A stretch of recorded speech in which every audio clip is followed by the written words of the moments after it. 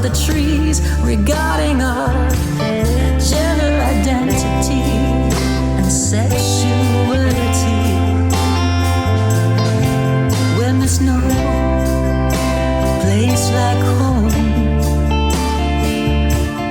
empty air, an empty establishment. Friends with Dorothy, fighting for your civil rights. Out on the cruel streets tonight. Hi and welcome to MickFitz LGBTQ Plus Life, Ireland's favourite LGBTQ Plus programme for, by and about the LGBTQ Plus community. I'm delighted to welcome as my guest today, Damian Kerlin, who comes to us all the way from that place on the foil. I can never please everybody by saying one or the other, so that place on the foil. So Damian, welcome to LGBTQ Plus Life. Lovely. Thank you for having me. Yeah, you're very, very welcome, Damian. Damian, you grew up in Northern Ireland, but you don't live there now. Tell me, what was your experience of growing up LGBT in Northern Ireland? And what I'm imagining was probably the 90s, early noughties. Is that correct? Yeah, so it was the 90s, the early noughties. As I'm sure you know, the North has been quite slow to progress equal rights for both LGBTQ plus community as well as women. So yeah, it was quite. I mean, I was very, very lucky that I had a really, really good group of friends, and we kind of all found each other, as many people in the community do. But in terms of representation or visibility, it was very few and far between. We had one club in Derry, which was like on the fringes of town. So although it was there, it always felt like it was very much on the outside, as opposed to being celebrated in the inside. And I think that is just, I think that's just how it very much progressed. You know, Section 23 was still in place. It kind of, even when it wasn't in place, LGBTQ plus was not discussed very openly in schools. Religion, as I'm sure in the South, has a big part to play in it, has a big part to play in a lot of the schools.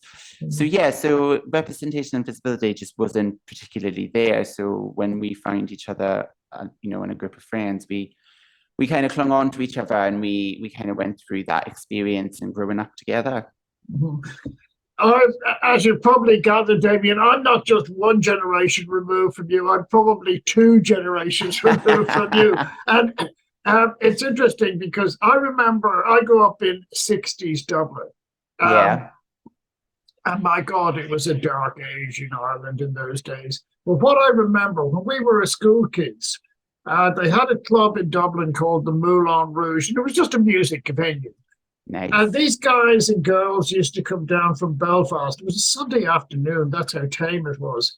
And what I always remember, and I say this to people widely, Belfast was a much hipper place than Dublin until the Troubles started. But it was in Belfast, you had good bands, you had hip people. You even had hippies before we had hippies. So I always think there's this dark cloud that came over Northern Ireland. And sadly, it almost left it stuck in a time warp for 30 or 40 years. But now it's emerging from that gloom. I gathered. Yeah, definitely. Sorry, but you would have got it. When at the age you were growing up, you would have got it on all sides. You would have got it from the Catholic Church. You would have got it from the Anglican Church and the Presbyterian Church. You would have got it probably from the Republicans. You probably could have got it from the Loyalists. It really was not only an unpleasant time to be LGBT, it was probably a bit dangerous as well. Yeah, definitely. I think, like, if you look at LGBT History, Northern Ireland, so they're an organisation that are based in Belfast, and they do incredible work. And I think it was last year, it might have been the year before, they shot like a short documentary, which basically looked at the lasting trauma from the Troubles on the LGBTQ plus community. And it was rife. Many of the LGBTQ plus community grew up very much in the closet, because it was such a homophobic society, and because of what was happening, there wasn't space to kind of discuss the rights of the LGBTQ, because it just wasn't seen as important at that time, just because there was so much more politically going on. So it was always pushed down the agenda. And because of that, we are having a lot of people now who are starting to come out, in older age, and unfortunately they've lived a life where they've married people who they aren't attracted to, and they've got themselves in quite harrowing situations where their mental health has really deteriorated, and yeah, we're starting to see that now, the kind of effects of that now. Which I think is so important. And as I say, LGBTQ plus History Month Northern Ireland are doing incredible work in that space to really engage in those conversations, but not just with the community, but also with the politicians, to try and move that conversation forward and get as much support in place as possible for those people. Sure. Now, I don't want to digress too much into the politics, but being Northern Ireland, it's impossible not to. But there is there is plenty of anecdotal evidence that, if you like, the intelligence services, and I'll use that across the board, police, army, you name it, MI6. If they found out that somebody was what we would call an active member of an organisation who was probably LGBT, that was used to blackmail them and potentially turn them to work for the security services. That shows, in many respects, how the wider community perceived LGBT plus people. And it really did put people's lives in double danger as a result of that. Have you heard any of that in your travels, Damian? Yeah, definitely. It was all very, behind closed doors, and it was behind closed doors for such a long time. And, I wrote a couple of articles for the Belfast Telegraph last year. Pride in Belfast celebrated 30 years. And I remember talking to one of the founders of it, and they were like, yeah, those brave people who kind of first marched, but it wasn't really a march, it was more of a fast run, to get round, because there was just, they didn't know the reaction that they were going to get. And it started very, very small. And even speaking to people who are my age, they remember going to like the Kremlin, and it was a hole in the wall. Do you know what I mean? It had a little slider. If you didn't look right, or if you looked in any way suspicious, you weren't allowed in. And that was the safety that they had to have. One thing that was very interesting is when the Troubles did start, Belfast City Centre, the only people who would go into it was actually the LGBTQ plus community and punks. No one else dared go in. Just because of the Troubles. So at that time, they were able to almost navigate the streets a little bit more. I wouldn't say safely, but a bit. They were able to do so in a way that they could ensure their own safety, because it wasn't filled with the people that would be filled now. It was very concentrated. As for when the Troubles and that started to ease, I think then it became more common knowledge of these spaces that they were existing, and then they faced a lot of backlash against that then. And yet, probably what I would call one of the most iconic homages to an LGBTQ plus person came out of Northern Ireland about 1969.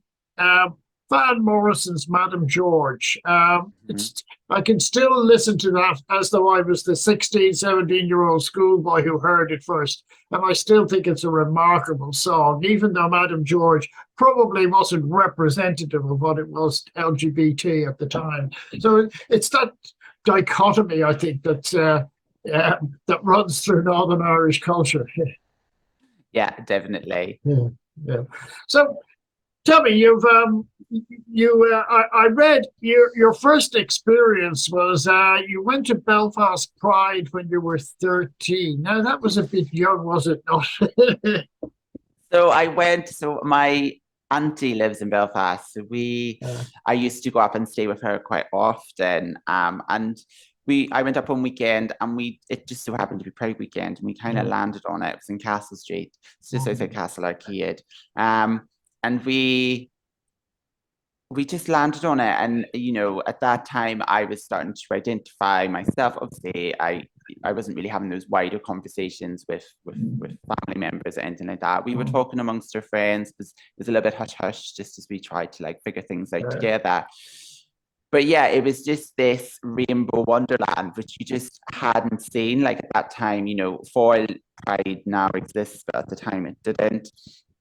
The only real representation that you had in Derry at that time was the Rainbow Project, who are a charity, who are based in Belfast and have a small office in Derry. But at the time, it's now grown quite considerably. So yeah, so it was just an experience of all these floats going through the centre of town, and just seeing ordinary people celebrate our culture and embrace it.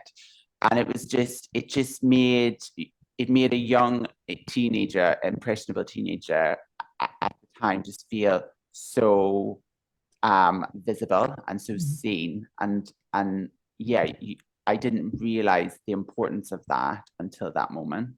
It's an empowering and affirmative moment, is it not?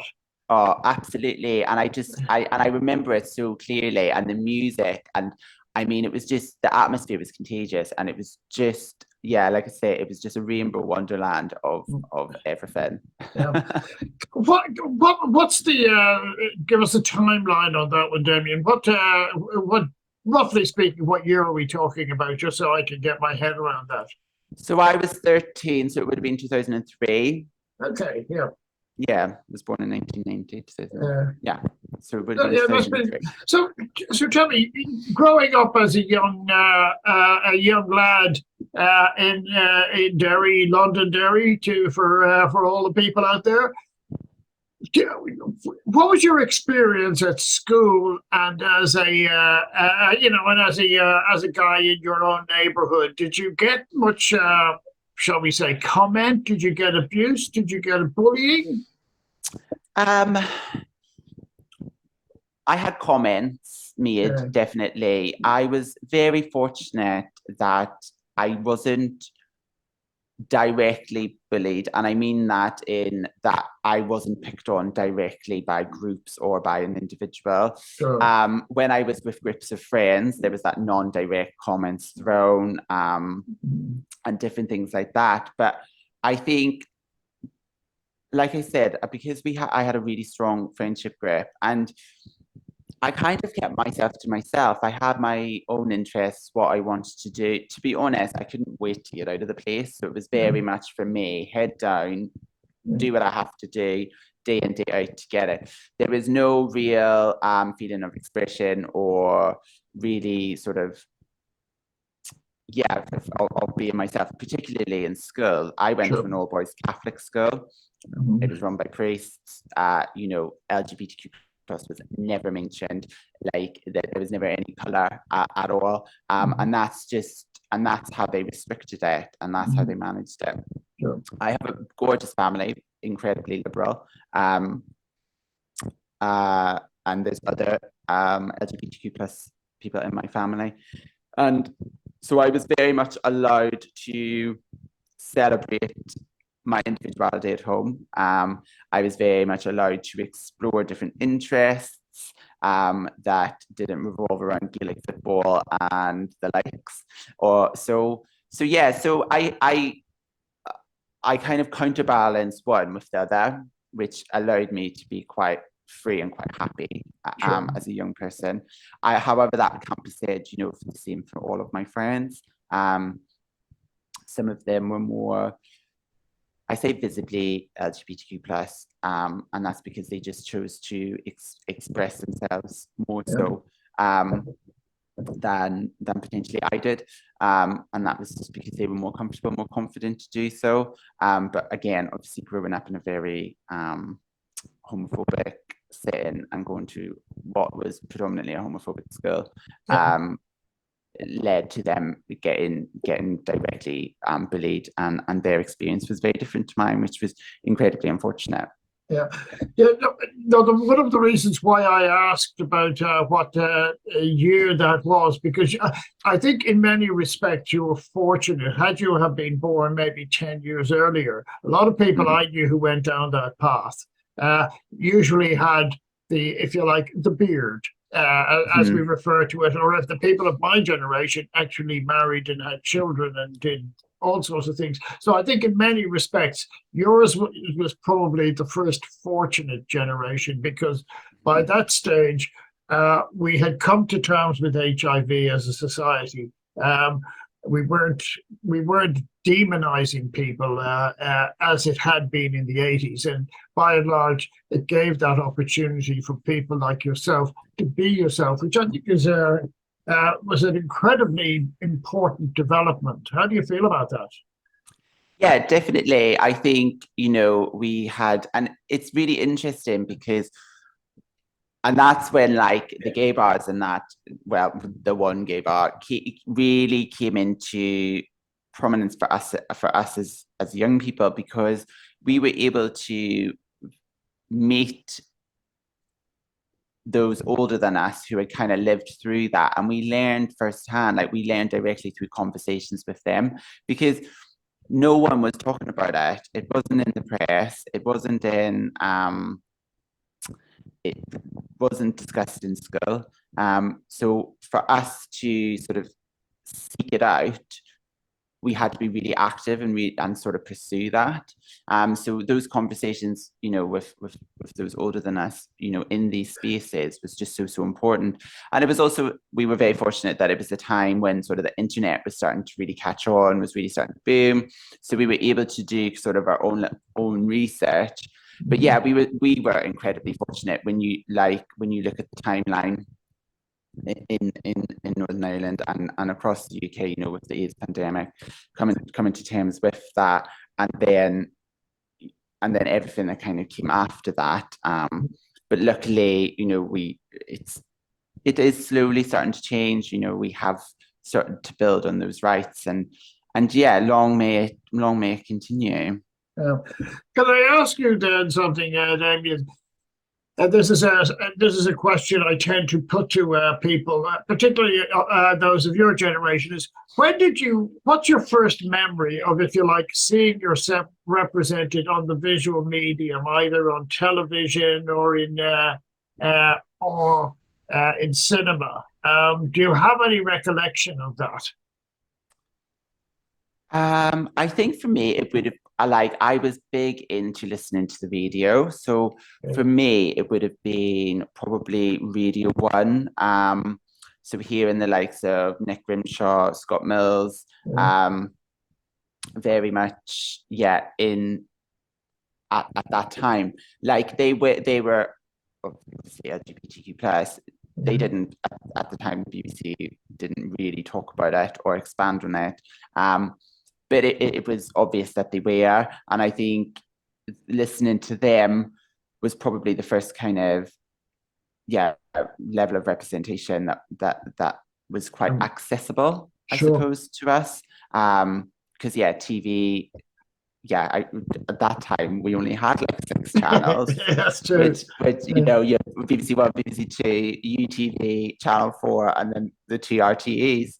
And RTE definitely wasn't going to fit anything on that time. So that was probably it. And then I suppose then growing up, there was a few sort of TV shows, but we were always kind of the best friend, or we were always kind of the joke, the comedy one, and it was all very stereotypically perceived and played. It would have been sort of through the radio. Can I take it that you may not have actually seen The Naked Civil Servant? I haven't. Oh, you have to see that, because I was living in London in the 70s, in the late 70s. Yeah. And we were there one night sitting at home, and this TV program came on called The Naked Civil Servant. Nobody had heard about Quentin Crisp outside the LGBT community. And this was a revelation, That's why I ask you that. If you get a chance, The Naked Civil Servant. Now, both of the people who were the main actors were not known to be LGBT. John Hurt, it was really one that brought John Hurt to everybody's attention. And that's, as I say, that's when it started just to let that chink in of light in between the curtains, and people thought, these are human people. These are people with real feelings. And Quentin Crisp was such a charismatic character. He really was. And Quentin was there during the war. So if you get a chance, have a look at that. Definitely. That sounds fab. Yeah. So can I then assume then that you possibly have seen It's a Sin? Yes, I've seen It's a Sin. How does somebody from your generation react to that? Because when my generation watched it, we had tears streaming down our eyes, because it was almost like a documentary.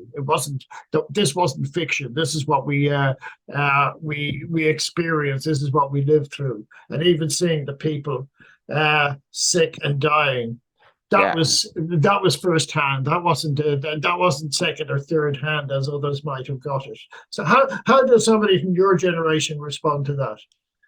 I think quite similarly. I think for my generation, what made it really real is that those characters were the same age as us. Exactly. Yeah. So I think when you learn about AIDS, or when you talk about the AIDS sort of pandemic, you usually hear it from those older than you. So it's probably a little bit harder for that to resonate on a really, really personal level. Obviously, it was awful, and I can only imagine what it was like to have lived through it. But because you only ever talk to sort of those older than you, there's that slight disconnect from it, because it just doesn't resonate. But as when you were watching it on screen and you saw those characters who were no older than you and doing all the things that you've been doing, it suddenly hit home that, hold on, like, this is very real. This was very real. And I think it just relayed a message to a generation who unfortunately didn't learn about it, and it wasn't part of the books, and it was very hush hush, and it made it mainstream, but in a real positive way, that people then started to identify. And one, how much the community had to fight for equality and our rights, and we're sort of seeing that rhetoric appear again in mainstream media these days against our trans brothers and sisters. And I think it really resonated, the fight that our community had to go through, while also raising real awareness for HIV and AIDS, which I think we were a generation who probably were a bit cocky, probably thought, oh, you know what, it's never going to happen to us, that kind of thing that's passed, and it made it, I think the 10 Seconds Trust reported a huge increase in the community testing themselves. So again, it made it disconnected much more on that personal level, which was just so vital. One of the reasons why I asked how old you were when you first went to Pride, because can you imagine, I went to Sydney in 1979, and I think I went to the second Sydney Mardi Gras ever. And it was sensational. It was like the experience that you had. I was a bit older. But can you imagine if 3 years after you had been to Belfast Pride, suddenly you had this plague that came, and it was just directed at your community. I think that's how you, in many respects, that's the, if you like, the prism that you have to look at It's a Sin through, that because in 1979, it was just the starting of the flourishing of the gay culture. And suddenly, next thing you know, it's like the Black Death But I want to move on from that, Damian, because you've got a series of podcasts out called Memories from the Dance Floor, as people will see from my backdrop. Now, in many respects, a lot of this I'm not familiar with because, as I say, I left the UK in 1979. And my memories back then is that it was much more it was much more a scene than a community. Whereas now, what I like to see is that we've got a community rather than a scene. Does that come through in your podcast, Amy? Yeah, definitely. I think one of the reasons for my podcast was very much that I do a lot of journalism. I write a lot on LGBTQ plus culture, and what I found was when I was doing my research is that it was so academically focused, and it removed itself so much from what is the scene and what then developed into a community. And I think I struggled to connect with it, and that was one of the sort of main primary reasons for Memories from the Dance Floor. It was that I wanted to go on that journey with those who lived it and who experienced it, to understand it more and to allow other people to understand it more. Both and to make it really celebratory. I think like when we as a community now look back on it, we can be quite down about everything that we've kind of achieved and what we've gone through. And, there's 100% a place for that. I appreciate the AIDS pandemic being just one of the many things that we went through as a community. But what I wanted to do is like, how did we overcome that? How did we join together? And I think when I speak to the guests on the podcast, like Jeremey Norman, who founded Heaven in London, like he talks very much about how it was, as you say, a scene, and they would come, all of his guests would come to the club and they'd have a really, really nice time, but there wasn't really anything then happening outside of the club. And then when, things like the AIDS pandemic did start to sort of snowball and increase in that space, that's when he talks about how they really rallied together. And I think that is that sort of changing moment is when times were tough, as a community, we've never been as united. And it takes you on that journey, both within London, but across the UK, and sort of the different experiences of what each region kind of felt and the pressures that they faced. So yeah, definitely that kind of journey definitely unfolds. Yeah, the reason why I raised this, Damian, is because I remember the UK in the 70s. And yes, there were gay bars you could go to. But it was mainly bars. You mentioned the Black Cat. That was in Camden Town. There was the Coleherne, I think, in Earl's Court and places like that. But there were bars. That's where people went, and there was a lot of cottaging. But there wasn't clubs that I can recall. I had never heard of Canal Street, for instance, when I lived in the UK. My cousins were from Nottingham, and I knew their friends and that, but you never got the impression that there were clubs per se. When I remember clubs came in was, first of all, in the early 80s. And then when it really took off was about 1988, 89. And you can attribute it to one factor, and that was ecstasy. People then had huge parties and they didn't care. Yeah. No, gender didn't come into it. Sexuality didn't come into it. We were all there. And if you ended up with a bloke or if you ended up with a girl, that was the environment that it was. And that's when it started to take off in my memory. So does that come through in your podcast? I'm not so sure how the rave scene was in the UK. I know how it was in Australia, but that's very much how it was. Yeah. It's very, very similar. So that rave scene, and and to be fair, it very much started in what would have been sort of more queer identified spaces, because if anything kind of good came about, you actually, when you trace it back, probably links to the LGBT community kind of first in some kind of shape, way, or fashion. So very, very much that, again, if you touch on you've mentioned the Black Cap, like the Black Cap started obviously as quite a small bar, and then it was renovated and it had the back space. And I talked to Mrs. Murr, who is a drag queen who's performed there for years, and she performs across the UK, and she's the saying, you know, you would go in on a Sunday and there would still be people there from Friday, and they'd be raving and they'd be taking, you know, and he just said that like the love that they had in that space was just huge, obviously fueled by a lot of ecstasy. But, it was very much a time for exploring, a very much a time for kind of testing the water and trying to, I think, because it had for so long, you know, you kind of had the 70s, the hippies, the love vibes and everything like that, and for quite a long time, you know, at the end of the 80s, early 90s, you know, it was just a time to really club together and just experiment and sort of test the waters of what you like, what you didn't like, and the joy that it brought and the stories that it unfolds from it are huge. But I mean, we've all been there. We've all had our wild nights. We've got the T-shirt. Yes, we've all got the T-shirt. But I think, you know, it was definitely a time. It was a huge time for that music, that boost in that music, which was so important.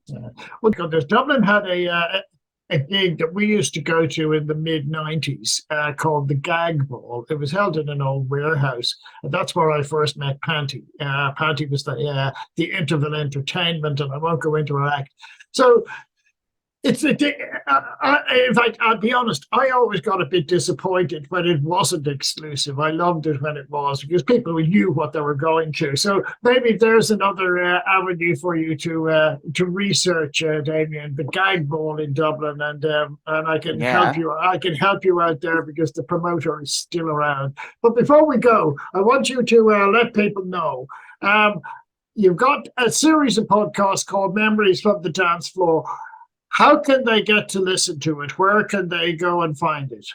It is available from wherever you listen to your podcast. There's Apple Podcasts, Spotify, Google, Amazon, wherever you listen to your podcasts. Just, type in Memories from the Dance Floor. Is it on Soundspace and Mixcloud, all of them? And it's all those spaces. So it's Memories from the Dance Floor. How many are in the series, just as a matter of interest, Damian? There is 3 in the series, and two are out now, and then 1 comes out later this week. So they'll all be out for LGBTQ plus History Month. And it is mainly the UK we're dealing with. We're not dealing with Ireland. So the third one touches on the episode that's dropping this week, explores and talks more generally widespread, and Ireland is very much a focus. Okay, well, look, Damian, we might catch you this year at Dublin Pride if you come over. You'll be very welcome. Would love to. Yeah, it's let me know, and we'll certainly say hello, because it's a great event. But in the meantime, Damian Kerlin, it has been a delight to have you as a guest today. As I always say, stay safe and stay fabulous. Thank you so much for having me. You're very welcome. And sadly, that brings us to the end of this week's edition of MickFitz LGBTQ Plus Live. I'll be back in a week's time with more guests and more news that's happening in your part of the world. As we say, stay safe, stay fabulous. Friends with Dorothy, come out off the sidewalk and onto the street to the sound of those legends.